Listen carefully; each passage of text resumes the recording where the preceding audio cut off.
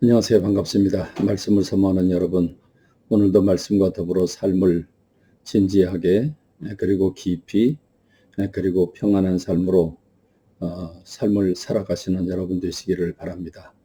오늘은 레위기 8장부터 10장에 이르는 부분을 함께 묵상할 것입니다.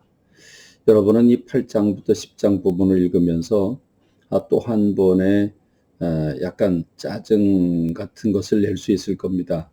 왜냐하면 출애굽기 28장에서 제사장의 옷을 만드는 얘기가 자세히 언급이 됐고, 또 출애굽기 39장에 보면 그 옷을 그 제사장의 옷에 관한 말씀이 똑같이 또 다시 한번 반복이 됩니다.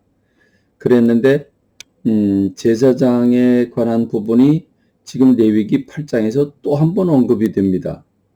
왜 이렇게 똑같은 내용을 성경에서 반복하고 있을까 여러분 오해할 수 있는데 사실 그것은 아닙니다.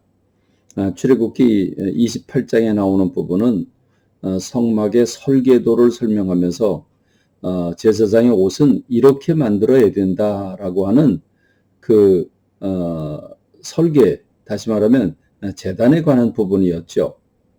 그렇다고 한다면 출애굽기 39장에 나오는 그 옷에 관한 말씀은 그 설계도에 따라서 그 제단에 따라서 이렇게 만들었다라고 하는 걸 보여주는 것이 39장입니다. 그 실물을 만드는 겁니다. 근데 여러분, 그것이 이제 성막이 다 만들어지고 그리고 성막의 모든 기구들을 다 배치를 끝냈죠. 이 끝낸 상태에서 제사장이 드디어 부름을 받게 되는 겁니다. 실제로 지금 출애굽기에 나오는 말씀은 위임식을 이렇게 해라, 옷은 이렇게 만들어라 하고 그리고 실제로 만들었습니다. 만드는 것까지가 출애굽기입니다. 근데 레위기는 실제로 입는 겁니다, 이제.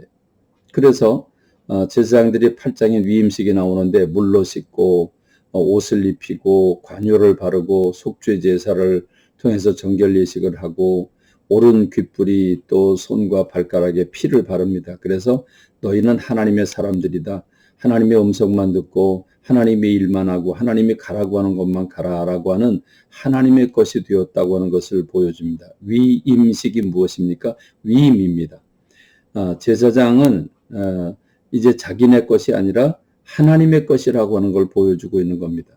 그래서 9장에 보면 최초로 아론이 자신과 백성들을 위해서 속죄의 제사를 드립니다. 그리고 끝부분에 보면 아론이 모세와 더불어서 아론이 이 백성들에게 이 모든 제사를 진미하고 난 다음에, 그러니까 최초로 한 겁니다. 최초로 그 에봇이라고 하는 옷, 속옷부터 시작해서 모든 에봇을 다 입고 최초로 부름을 받아 정결 예식을 하고 난 다음에 이스라엘 백성들을 위해서 최초로 속죄 제사를 진미한 겁니다. 진미하고 난 다음에 백성들에게 축복을 합니다. 그런데 여러분 놀라지 마십시오. 하나님께서 하늘에서 불을 내려 보내주셔서 제단에 있는 모든 그 제물들을 다 태우십니다. 영광을 받으셨다는 것이지요. 그렇습니다. 하나님은 제사장들에게 이스라엘 백성들을 위해서 축복하라고 하셨고 너희가 축복하면 내가 복을 준다라고 말씀을 하셨는데 그 말씀대로 우리 주님은 하늘에서 불을 보내셔서 제단 위에 있는 제물들을 다 불태우셨으니 하나님이 예배를 받으신 것이고 복을 주신 것입니다. 이렇게 이스라엘 백성들이 하나님 앞에서 하나님이 친히 예배를 받으신다고 하는 것을 온 백성이 다 보게 하신 겁니다. 놀라운 일이죠. 그러니까 이 레위기에 나오는 제사장에 관한 부분은 출애굽기에 나오는 부분과는 전혀 다른 부분이다 이렇게 생각하면 됩니다. 그런데 10장에 보면 똑같은 불인데 이 불이 놀랍게 다르게 역사를 합니다. 나답과 아비오라고 하는 이 아론의 아들들이 하나님의 명령대로 만들지 않은 다른 불을 하나님 앞에 사용해서 분향을 함으로써 하나님이 진노하십니다. 그래서 그들이 하나님의 불이 나와서 그 불이 그들을 태웁니다. 9장 끝부분에는 하나님이 그들에게 제단에 있는 모든 제물을 불태워 주셔서 예배를 받으시는 하나님이라고 하는 걸 보여주셨는데 10장에는 그 하나님의 불이 나와서 나답과 아비후를 태웠습니다. 그들은 하나님의 명령하지 않은 다른 방법으로 만든 불을 사용했던 것입니다.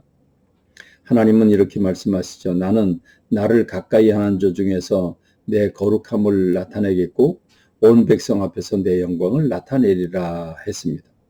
그렇습니다. 우리 집사님, 권사님, 장로님들, 특별히 목회자들, 하나님을 섬기는 하나님의 일을 하는 사람들이 교회 안에서 회의를 하거나 또는 음식을 만들거나 하나님의 일을 할 때에 우리가 다툼과 분열이 있고 자기 고집을 부리고 자기 생각이 옳다라고 주장하면서 그 분쟁을 하게 될 때 하나님이 얼마나 싫어하시는가를 우리가 깨달아야 됩니다. 하나님은 이렇게 제사 제도를 만들게 하심으로써 죄를 지은 인간이 하나님을 만날 수 있는 길을 열어주시고 제사장을 세워주셔서 그 예배를 속죄제를 집례하게 함으로써 하나님께서 드디어 사람을 만나주시는 놀라운 사건이 이제 펼쳐지게 되는 것입니다. 특별히 제사장은 하나님의 것이 되어서 하나님 앞에 드린 그 제물 중에서 그 가슴과 그 뒷다리 살을 제사장의 음식으로 하나님이 주신 것을 볼 수 있습니다. 그런데 모세가 속죄제를 드리고 남은 고기를 어떻게 했느냐 그랬더니 아론이 그 불태웠다고.